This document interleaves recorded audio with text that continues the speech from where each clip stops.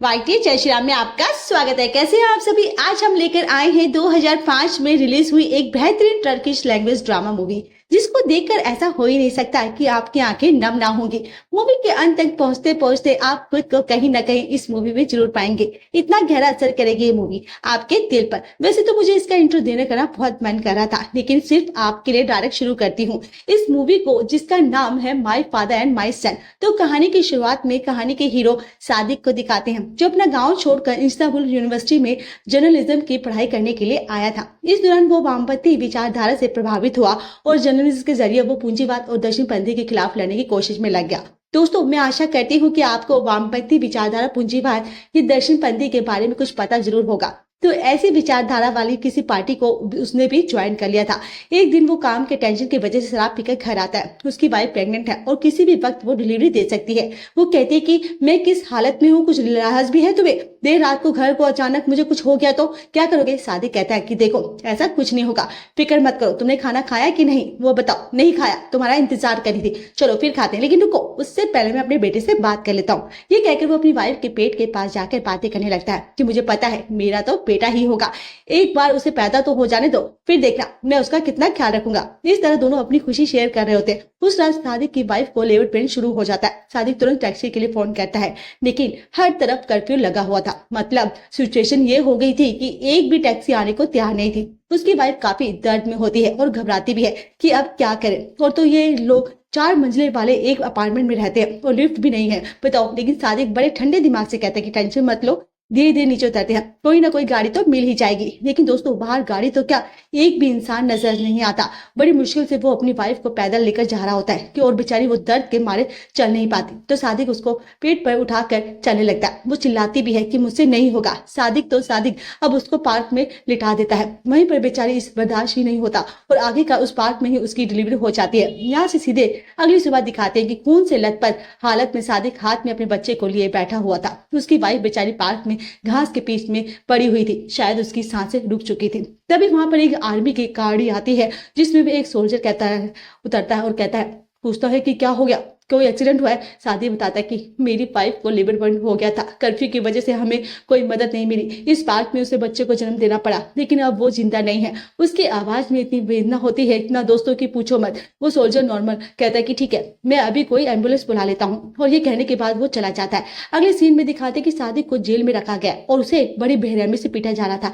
असल में सादिक की वामपंथी एक्टिविज्म की वजह से उसे अरेस्ट कर लिया गया था और 3 साल से जेल में उसको काफी टॉर्चर किया जाता है।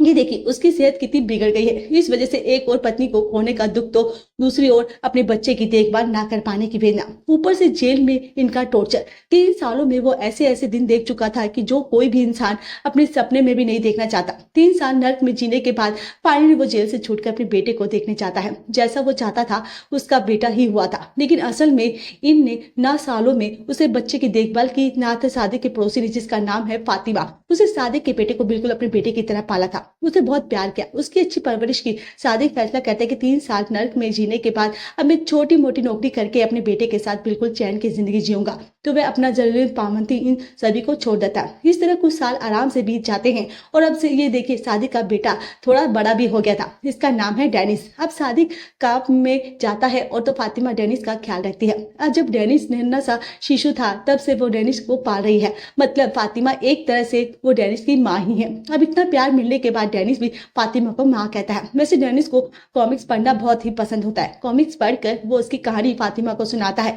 फातिमा भी उसकी सारी बातें सुनकर उसको खाना खिलाती है। फिर जब वह सब कुछ हो जाता है तो सुला भी देती है और तब सादिक घर लौटता है। फातिमा पूछते है क्या हो गया, इतने परेशान क्यों। यहाँ सादिक फातिमा के कान में कुछ कहता है, जिसको सुनकर वो चौंक जाती है और काफी रोने भी लगती है। सादिक कहता है कि मैं डेनिस को यहाँ पर नहीं रख सकता, मैं इसको लेकर अपने गाँव वापस चला जाऊंगा, वहाँ मेरे माँ और बाबा जरूर इसका ख्याल रखेंगे। ये सुनकर फातिमा टूट जाती है और कहती है कि डेनिस से अलग होकर मैं कैसे रहूंगी, ये मेरा बेटा है, मेरे बेटे को मुझसे अलग मत करो यार। तो सादिक कहता है कि देखो मैं तुम्हारे दर्द समझ सकता हूँ फातिमा, पर क्या करूँ, मेरे पास और कोई चारा नहीं है।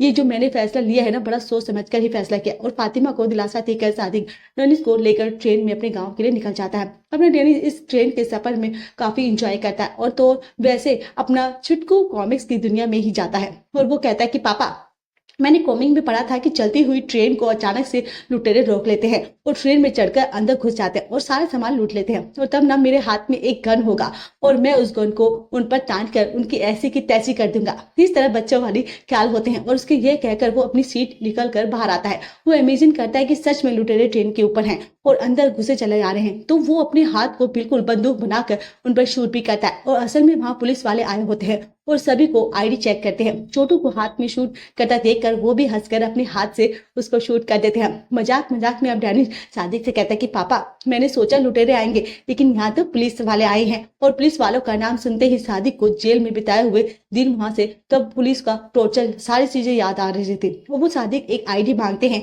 तो सादिक घबराता हुआ उनको आईडी दिखाता है। वो कहते हैं कि ये तुम्हारा बेटा है, क्या बड़ा प्यारा बच्चा है। वैसे इस तरह से धीरे धीरे करके सादिक के गाँव का स्टेशन आ जाता है। वहां से गाँव जाने के लिए कोई गाड़ी ही नहीं होती तो रास्ते में एक ट्रैक्टर से लिफ्ट मांग कर दोनों सादिक के घर पहुंच जाते हैं। पर ये क्या यार, घर पे ताला लगा हुआ है। डेनिस कहता है कि पापा आपका घर, दादू ने काफी बड़ा घर बनाया है। हाँ बेटा, लेकिन घर पे ताला लगा हुआ है तो क्या हुआ।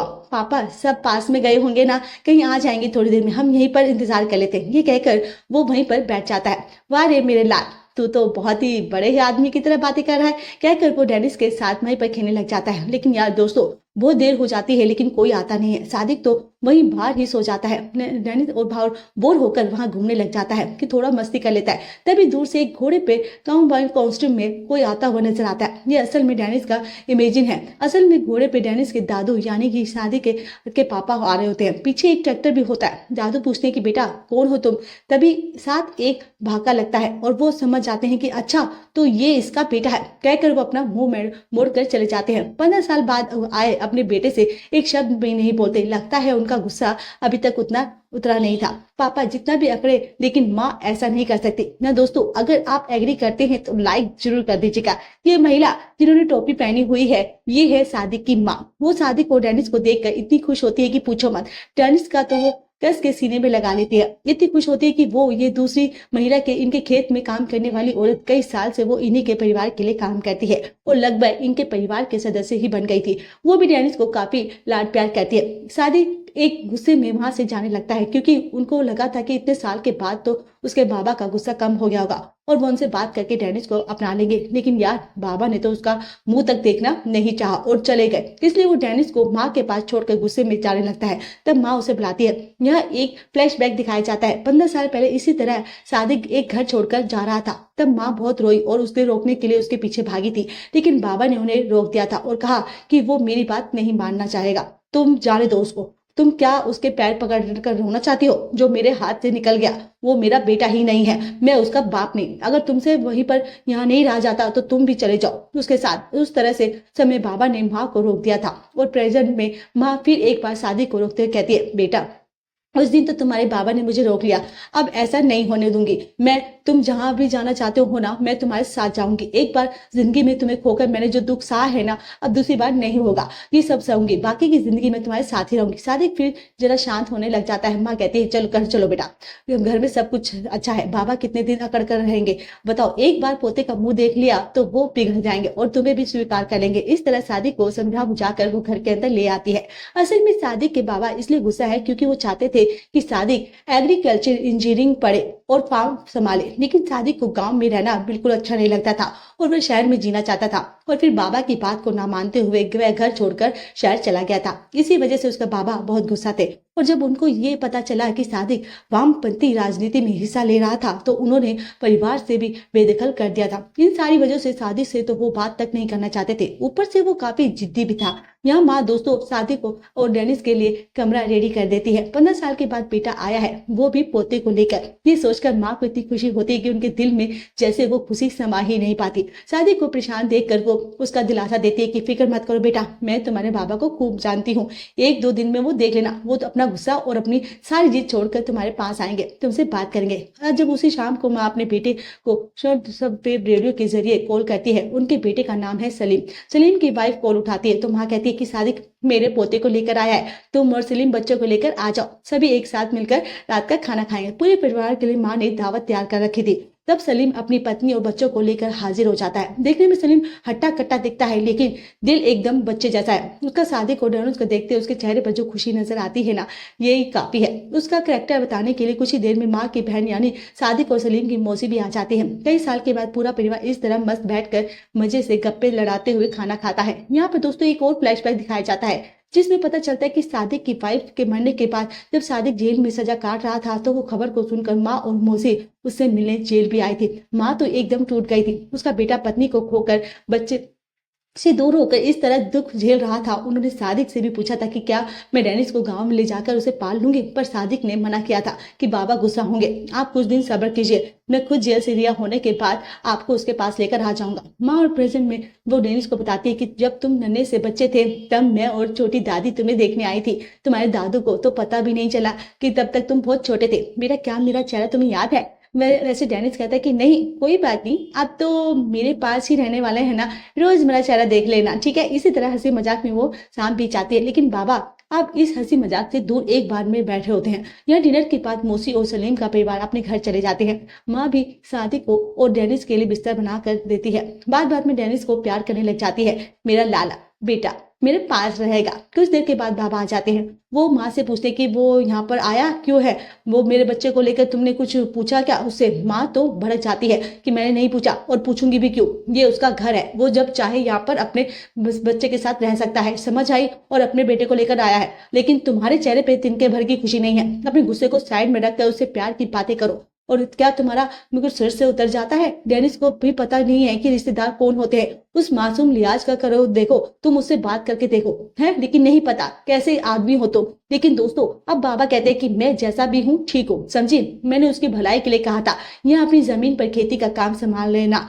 और चैन से रह रहना। उसे तो शहर जाकर इस तरह जेल में पुलिस की मार खानी थी तो वो खुद अकड़ कर गया था, मैं उससे बात क्यों करूँ? माँ कहती कि वो अब यहीं रहेगा। सुना तुमने, बहुत जल्दी से उसके स्वाद हो जाती है और फिर से उसको घर में निकालने की तुम कोशिश भी मत करना। बोरिए बिस्तर बांध कर बेटे के साथ चले जाऊंगे, वरना फिर अकेले रहना। इस कुरान में कसम की खा रही हूँ, तुम्हें तलाक भी दे दूंगी। अब देखते रहना। ये माँ का दोस्तों जो उन्हें बाबा को इस तरह धमकाने पे मजबूर कर रहा था। और चलिए थोड़ा डेनिस की बातें करते हैं। डेनिस के लिए बिल्कुल नई जगह थी तो बेचारे को नींद नहीं आती, ऊपर से उसका सुसु करना होता है। वो सादिक को जगाता है कि प्लीज मेरे साथ चलो पापा। सादिक कहता है तुम बड़े हो गए हो बेटा, हर चीज के पापा को बुलाना छोड़ो और खुद जाकर बाहर सुसु करके आ जाओ। वो दरवाजा खोल कर बाहर जाता है। अंधेरे में उसको डर तो बहुत ज्यादा लगता है, लेकिन उसने जो कॉमिक्स पढ़ी थी उनकी उसको याद आती है। वो खुद को अच्छे से मोटिवेट करता है कि नहीं मैं सुपर हीरो हूँ और सुपर हीरो कभी डरते नहीं है, वो वीर होते हैं। मैं भी वीर हूँ, बिंदास जाऊंगा, सुसु करूंगा और कमरे में लौटकर पापा के पास आ जाऊंगा। इस तरह डायलॉग बड़बड़ाते हुए वो आगे आ जाता है और तभी दादू किसी कमरे से निकलकर उसका दरवाजा लॉक कर रहे होते हैं। डेनिस को देखकर वो चौंक जाते हैं और पूछते हैं कि यहाँ पर क्या कर रहे हो? डेनिस कहता है कि सुसु करने आया था, लेकिन दादू डांट देते हैं कि सुसु करने आया था तो वो सब कल कर लेना और भागो यहाँ से, निकलो, सो जाओ चुपचाप। बेचारा डेनिस भाग कर कमरे में आ जाता है और सादिक से कहता है कि पापा पता है वहां पर एक सीक्रेट कमरा है और दादू उसको बंद कर रहे थे, मुझको देखकर चौंक भी गए थे। मुझे तो लगता है दादू कहीं से ना खजाना लूट कर वहां जमा कर रहे थे। उसके माइंड में दोस्तों ये विजुअल चल रहा होता है कि सच में उसके दादू कहीं से माल लूट कर उस कमरे में जमा कर रहे हैं। अरे यार मेरा सर मत खा और सोने दे मुझे, ये कहकर सादिक उस तरफ मुड़कर सो जाता है। फिर क्या था दोस्तों, अपना चुटकुला इस तरह खिड़की से बाहर मूत्र विसर्जन कर लेता है। अगली सुबह रसोई में जोरों शोरों से काम चल रहा होता है। डेनिस अंदर झांकता है तो दादू उसको उठाकर फिर से उसको प्यार करती है दादी। और फिर अरे मेरा राजा बेटा इतनी जल्दी उठ गया? डेनिस पूछता है कि दादी आप हमेशा मुझे इतना प्यार क्यों करती रहती हो? क्या करूं बेटा, इतने साल के बाद इस घर में छोटा सा प्यारा सा बच्चा आया और वो तुम हो। तुम्हें लाड प्यार करके मैं अपना जी भर लेती हूँ। वो सब छोड़ो, क्या तुमने दादू से बात की? दादू है कहाँ दादी? अरे तुम्हारे दादू अस्तबल में होंगे, वहाँ घोड़े भी है, तुम जाकर देखो। नहीं तो दादी मुझे घोड़े से डर लगता है। अरे लो घोड़े से वो कोई डरता है क्या? वो भी कुछ नहीं करेगा, तुम चलो, कहकर दादी उसका हाथ पकड़कर मजे से झूमते उसको अस्तबल के पास लेकर जाती है। वहां पर छोड़कर कहती है कि जाओ, दादू वहीं पर है। वो अस्तबल में झांकता है और वहां उनके फार्म में काम करने वाला एक आदमी होता है जिसका नाम है इब्राहिम। वो घोड़े के पैरों के तलवे में नाल लगाने का भी काम करता है। वो दादू को बताता है कि साहब घोड़े की नाल बदलनी पड़ेगी। ये सब सुनकर अपना डेनिस पूछता है कि क्या नाल क्या होती है? इब्राहिम कहता है कि नाल मतलब घोड़े के जूते। अच्छा, घोड़े भी कभी जूते पहनते हैं क्या?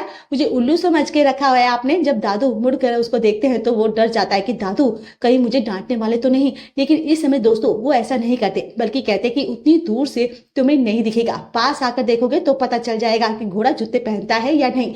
फिर वो पास जाकर देखता है तो कहता है, हाँ मुझे तो कोई जूते नहीं दिख रहे हैं। इस पर अरे चुटके थोड़ा सा पास आ जाओ तभी दिखेगा, उतनी दूर से कुछ नहीं दिखने वाला। इस पर वो और पास आता था और तब इब्राहिम घोड़े के पैर को उठाकर उसके तलवे पर लगी नाल दिखाता है। डेनिस कहता है, अच्छा तो ये होते हैं कि घोड़े के जूते, क्या घोड़े लोहे के जूते पहनते हैं? और इस दादू को हंसी आ जाती है। कहते हैं कि हाँ लोहे के जूते पहनता है घोड़ा। इस तरह पहली बार दादू और पोते की बात होती है। दोस्तों फिर बातें करते देखकर सादिक और माँ जो की छत पर खड़े होते हैं बड़े खुश होते हैं। सादिक का दिल भी जरा हल्का हो जाता है कि चलो बाबा ने कम से कम बेटे को स्वीकार तो कर लिया।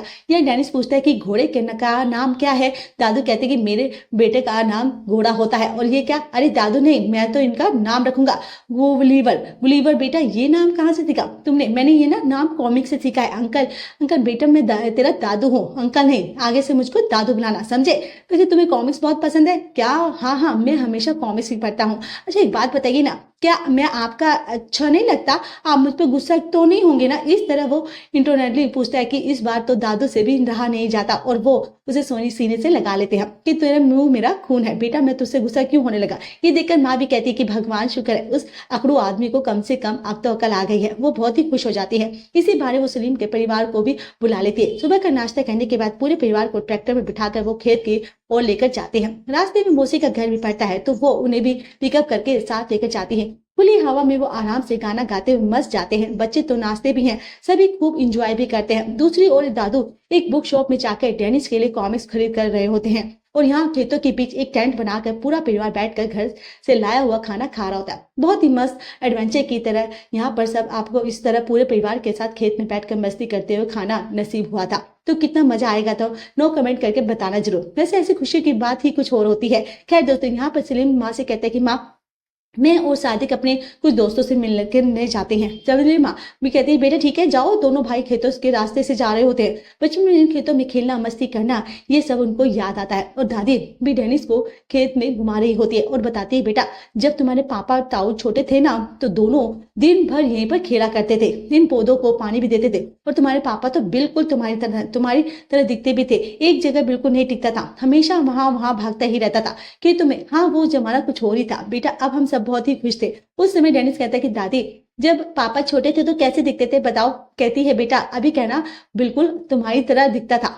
दादी मुझे बचपन के पापा को यहाँ खेलते हुए देखना है। अब दादी हंसते हुए कहती है बेटा ये कैसे हो सकता है? वो वक्त तो बीत चुका है, उसे वापस लाकर दोबारा थोड़ी क्रिएट कर सकते हैं। लेकिन क्या है? लेकिन डेनिस कॉमिक कीड़ा है। वो कहता है कि दादी अरे हो सकता है टाइम मशीन नाम की भी कोई चीज होती है, इसका इस्तेमाल करके हम पास्ट में जा सकते हैं और पास्ट की सारी बातों को अपनी आंखों में देख भी सकते हैं। चल नेटकर कहीं का अपनी कॉमिक्स की कहानी मुझे सुना रहा है। इस तरह दादी और पोता खूब मस्ती करते हैं। दूसरी ओर सलीम और सादिक पूरे गाँव में घूम रहे होते हैं, कई लोगों से मिलते भी हैं। दोनों बुक स्टोर में जाते हैं और सादिक डेनिस के लिए कॉमिक्स भी मांगता है। दुकानदार कहते हैं कि अरे अभी अभी तो तुम्हारे बाबा यहाँ से ढेर सारे कॉमिक्स खरीद कर लेके गए हैं, कहने लगे कि अपने बेटे के लिए खरीद रहा हूँ। ये सुनकर सादिक और सलीम बड़े खुश हो जाते हैं। सलीम कहता है कि देखा बाबा का दिल धीरे धीरे पिघल रहा है। दोनों खुशी खुशी घर आ रहे होते हैं। रास्ते में पापा सामने आ जाते हैं। सादिक कब उनसे बातें तो करना चाहता था लेकिन वो वहां से निकलने की कोशिश करते हैं। दोनों भाई उनको रोक लेते हैं और सादिक कहता है कि बाबा मेरी जर्नलिस्ट वाली नौकरी जो आपको पसंद नहीं थी मैंने छोड़ दी थी।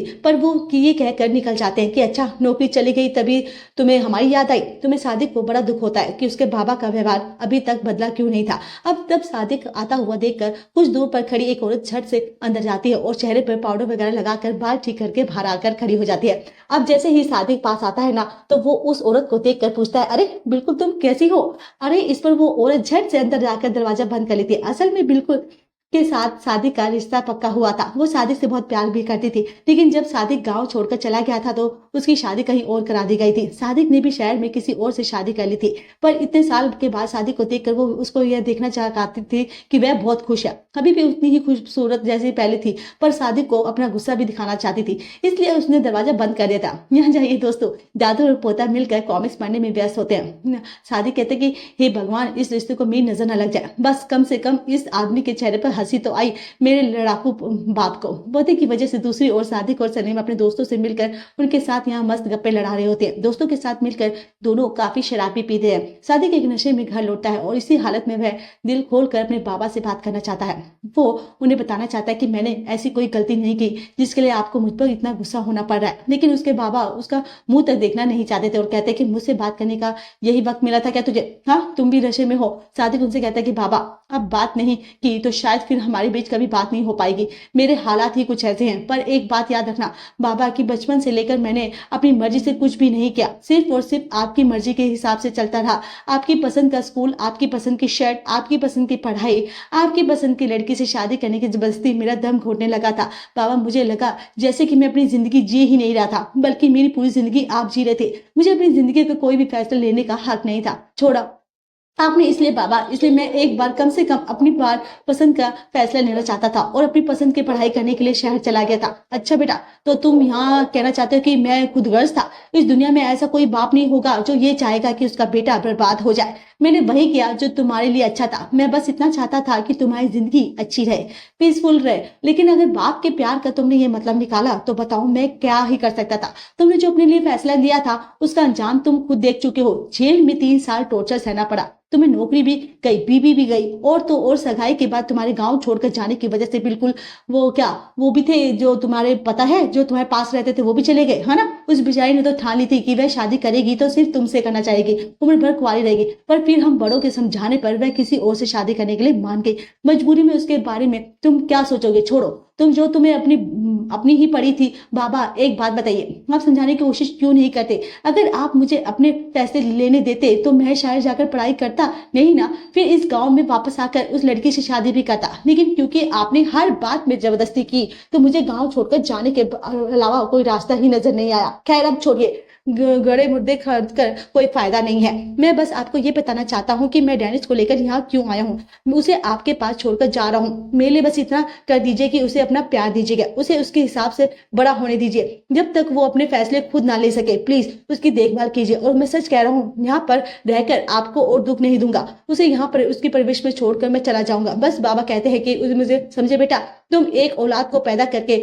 उसे बड़ा करना बिल्कुल मुश्किल होता है। तुमसे अपने बेटे की देखभाल नहीं की जा रही है, इसलिए तुम उसको यहाँ पर हमारे पास छोड़कर जा रहे हो। खुदगर्ज हो तुम अपने बेटे को लेकर और मुझे सिखा रहे हो। हाँ, सादिक टूट जाता है और कहता है कि मेरे अंदर का दर्द वेदना आप नहीं समझेंगे पापा। अपनी पत्नी को खोकर 3 साल अपने बेटे को किसी और के पास छोड़कर जेल में जो नर्क की जिंदगी काटी है ना, उसके घाव जिंदगी भर नहीं भरेंगे। मेरे मुझसे प्लीज आप कुछ मत पूछिए बाबा, मैं आपसे विनती करता हूँ कि बस मेरे बेटे का ख्याल रखेगा। ये सब सुनकर उसके बाबा की भी दोस्तों आंखें भर आती है, क्योंकि वे भले ही सादिक को देखने कभी शहर नहीं गए थे, लेकिन वे जानते थे कि सादिक की पत्नी मर गई और वे बेचारा 3 साल जेल में टॉर्चर कर रहा था। और उसका बाद करते करते सादिक अचानक बेहोश हो जाता है। बाबा घबरा जाते हैं और तुरंत उसको हॉस्पिटल लेकर जाते हैं। कुछ ही देर में परिवार वहां पहुंच जाता है। डॉक्टर बात करके बाबा बाहर निकलते हैं तो सब पूछते हैं क्या हुआ सादिक को। बाबा कहते हैं कि यहाँ पर बात करना ठीक नहीं है, चलो नीचे चलते हैं। और वहां पर अपने परिवार को बताते हैं कि जेल में अपने सादिक पर बहुत ही जुल्म हुए थे। इसी से जैसी उसकी सेहत बद से बेहतर होती जा रही थी। खासकर उसका एक फेफड़ा तो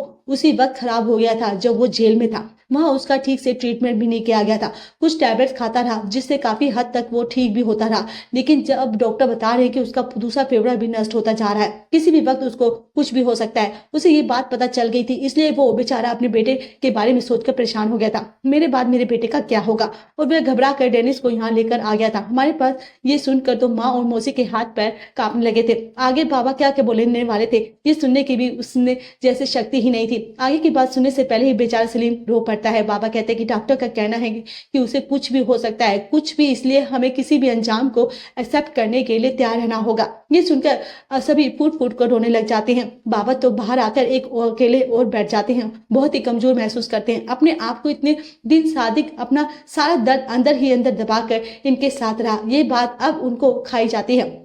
अब ये परिवार फैसला करता है कि वो डेनिस को इस बारे में कभी नहीं बताएंगे, वरना वह सह नहीं पाएगा। वो उसे तुरंत अपने पापा को बेटा नॉर्मल बुखार है, कुछ ही दिनों में सब ठीक हो जाएगा। इसी बस फातिमा भी आ जाती है। आपको याद होगा दोस्तों, गांव आने से पहले सादिक ने फातिमा के कान में कुछ कहा था जिसको सुनकर वह बहुत रोने लगी थी। असल में उस समय सादिक ने फातिमा को अपनी सेहत का हाल बता दिया था और कहा था कि मैं ज्यादा दिन जिंदा नहीं रहूंगा। जब उसे ये खबर मिली कि सादिक की हालत और बिगड़ गई है तो वो तुरंत उसको देखने वहां पर आ गई थी। वो अपने सादिक और सलीम के बचपन की कुछ फोटोज भलाई होती है और जो सादिक ने शहर में घर छोड़ दिए थे। डेनिस अपने पापा को पूछता है कि पापा कितने दिन हॉस्पिटल में रहोगे, आप जल्दी घर आ जाओगे ना। सादिक के समझ में कुछ नहीं आता, वो जो इस मासूम को क्या जवाब दे। वो कहता है कि हाँ यार जल्दी आ जाऊंगा, फिर दोनों मिलकर खूब मस्ती करेंगे, ठीक है। सलीम और सादिक अपने बचपन के फोटोज को देखकर बहुत पुराने या बातों को याद करते हैं, हंसने भी लगते हैं और सभी रोने भी लगते हैं। तभी बाबा आते हैं, कहते हैं बेटा सलीम तुम जरा बाहर रुको, मुझे सादिक से कुछ बात करनी है। सलीम के जाने के बाद बाबा बेचारे दिल खोल कर सादिक से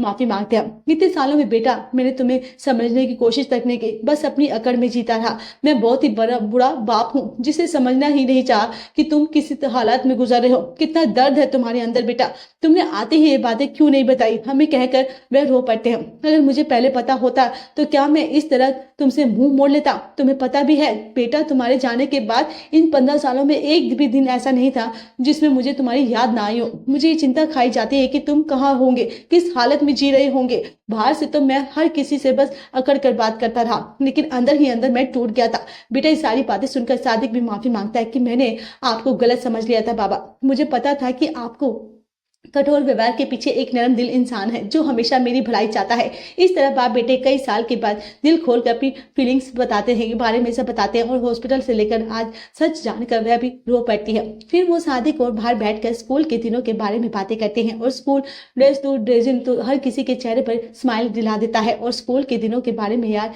जब भी याद करे ना तो बस इमोशनल हो जाता है। मैं सच बता रही हूँ, अपनी बात उसको वैसे उन दोनों के याद करके हंसते हैं और थोड़ा इमोशनल भी होते हैं। सादिक हंसते हुए कहता है कि अरे हमारी तो लगभग शादी होने वाली थी ना। बिल्कुल कहती है ना, हाँ मैं तो स्कूल में भी हमेशा तुम्हें ही देखा करती थी, हम दोनों तो क्लास बंक करके छुप छुप कर मिलते भी थे। याद होगा तुम्हें, सब कुछ बढ़िया तो चल रहा था लेकिन तुम ही थे जो मुझे छोड़कर पढ़ाई करने के लिए शहर चले गए थे। इस तरह वो मजाक करती है, लेकिन सादिक कहता है कि मैं जानता हूँ इस मजाक के पीछे जो तुम्हारा दर्द है वो मैं समझ सकता हूँ। बाबा ने मुझे सब बता दिया, बिल्कुल मेरी वजह से तुम्हें कितना दुख हुआ था। अरे वो सब छोड़ो सादिक, लाइफ में ये सब सारी बातें होती ही रहती है। उस वक्त हाँ मैं दुखी तो थी, लेकिन फिर मेरी शादी हो गई। अब मेरे 2 प्यारे बच्चे भी हैं, मैं बड़ी खुश हूँ। वैसे क्या तुम्हारे 2 बच्चे हैं? हाँ क्यों, मेरे तो 2 बच्चे नहीं हो सकते क्या? बच्चे भी हो गए, उम्र भी बड़ी हो गई, जल्दी बुढ़ापा भी आ जाएगा क्या? बताओ। वैसे मैं अपने बेटे का नाम तुम्हारा नाम देना चाहती थी, लेकिन गांव वाले शक करेंगे इसलिए मैंने वह इरादा छोड़ दिया था। सादिक समझ जाता है कि बिल्कुल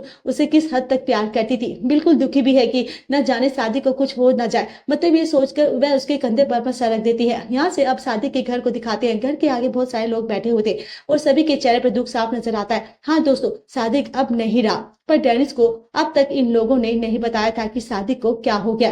वे चुपचाप वहीं पर बैठा होता है और तो और सादिक का परिवार हॉस्पिटल से गाड़ी में उसकी ओर आ रहा होता है और अगर डेनिस को उनको देखेगा तो मुसीबत हो जाएगी, इसलिए इब्राहिम को बिल्कुल उसे वहां से लेकर दूर जाते हैं ताकि डेनिस को कोई शक ना हो जाए। इसी बीच बाबा और बाकी लोग कार में आ रहे होते हैं। गाड़ी उस जगह पर रुकती है जहाँ से 15 साल पहले सादिक इस घर को छोड़कर गया था और उसकी माँ यहाँ तक उसको रोकने भी नहीं आई थी। पर आपको याद होगा कि उस वक्त बाबा ने माँ को यही रोक लिया था और सादिक को घर से जाने नहीं दिया था।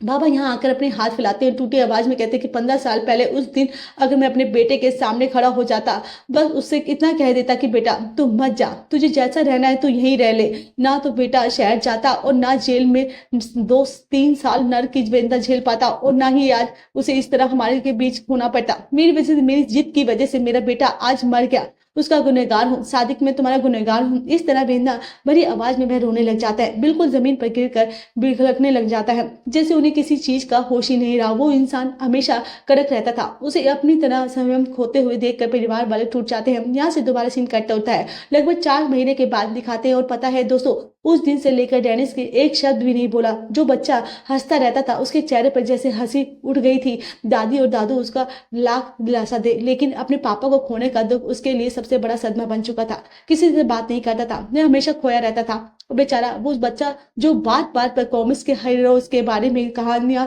बुनाता रहता था, वो एकदम से चुप हो गया था। बिना बाप के ये दुनिया उसको सोनी लगने लगी थी और दादू उसे खुश करने की बहुत कोशिश करते थे, लेकिन उसका कोई भी तकलीफ इस बच्चे को खुश करने में कामयाब नहीं होती थी। अगर दूसरे बच्चे से दिल खोल कर बात करेगा ठीक हो जाएगा, यही सोचकर सलीम डेनिस को अपने 2 बच्चों के स्कूल भेज देता है साथ में, मतलब लेकिन वो स्कूल जाने से भी इनकार करता है और बैग फेंक कर रोने लग जाता है कि मेरे पापा कहाँ हैं, मुझे पापा को देखना है। अब इस बच्चे को कैसे समझाएं कि सोचकर पूरा परिवार बस दुविधा में होता है। दादू कहते हैं कि देखो बेटा, तुम कॉमिक्स में बहुत सारे सुपर हीरोज की कहानी पढ़ते हो ना, उन्हीं की तरह तुम्हारे पापा भी अब सुपर हीरो बन गए हैं, इसलिए अब वो जमीन पर नहीं आएगा, वो तो आसमान में उड़ता रहेगा बेटा। लेकिन हाँ, आसमान से वो हमेशा तुम्हें देखता रहेगा और तुम देखो अच्छे बच्चे बनकर अब स्कूल जाओगे, ठीक है। और अगर तुम जाओगे ना तो वो एक दिन जरूर तुमसे मिलने के लिए जमीन पर आएंगे। पर डेनिस कहता है नहीं, मैं नहीं मानता, और कहता है नहीं, मुझे अभी पापा को देखना है। कि अभी दादू कहते हैं ठीक है, अगर तू अपनी देखना चाहता है तो चल, तुझे दिखाता हूँ। ये कहकर वह डेनिस को भी अपनी